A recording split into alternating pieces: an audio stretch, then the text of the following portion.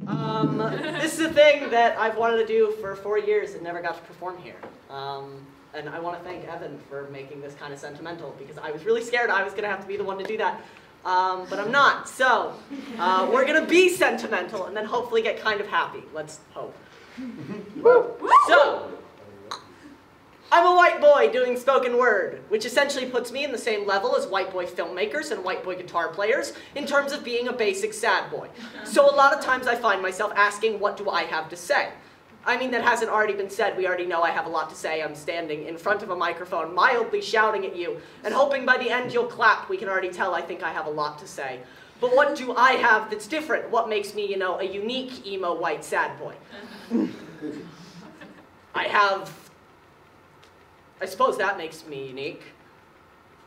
Some of you look confused. Do you not know what is? I suppose the inability to admit to having is part of the reason that it's hard to understand. It's part of the reason we lock it in metaphors and mysteries, spin it with words until it's so distorted it doesn't hurt so bad. If you don't have to look at the truth of, if you can put it in such a way that it feels distant, then it doesn't feel as hard as normal. Because most days, you know, is like having a pair of hands wrapped around your throat, and sometimes they just decide to tighten and you don't really realize they've gotten tighter until you literally can't breathe in your back and it's all happening all over again. But I mean, those are the bad days. For the most part, you just live with.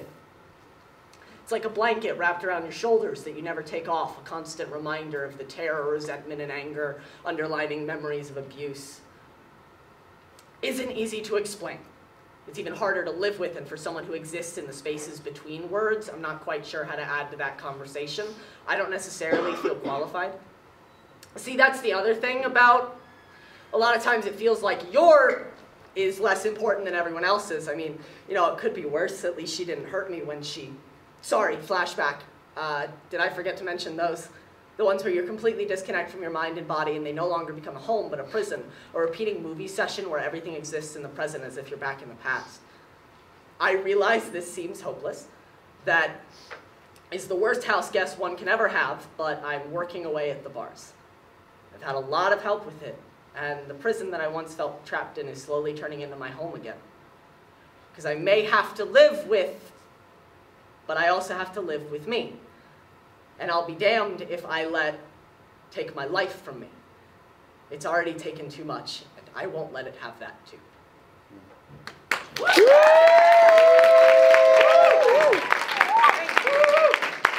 I have one short one for you, and then one hopefully kind of happy long one. So we're gonna have fun.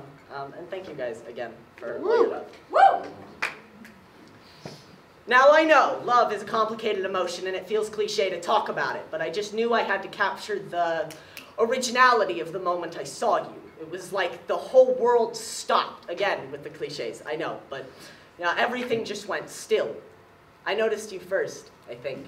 At least that's the theory I've made in my mind. I've never heard the story from your perspective, but you know, long story short, love for me was instant. I knew when I saw you across the room that something was different. Some way you interacted with the universe clicked in me in a way I'd never expected. Love came at me like a train and it's been running over me for years. And I want to tell you all of it. Just let it pour out like a waterfall, but I'm scared. Even though I know nothing I say can ever ruin us, what we have is too solid now to be destroyed, I still can only tell you in a metaphor. Your name listed down the side of a page. Woo! Poorchoice, I have one more for you. I want to thank Emma and Connor for letting me do this. Thank you. So this is something I wrote when I was actually happy, and that's a great feeling. So, hi. My name is Logan Riley Bruner, and I hate myself. Correction.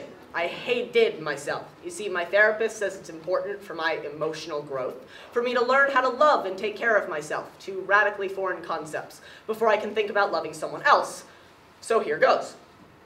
Hi, my name's Logan Riley Bruner, and I love myself.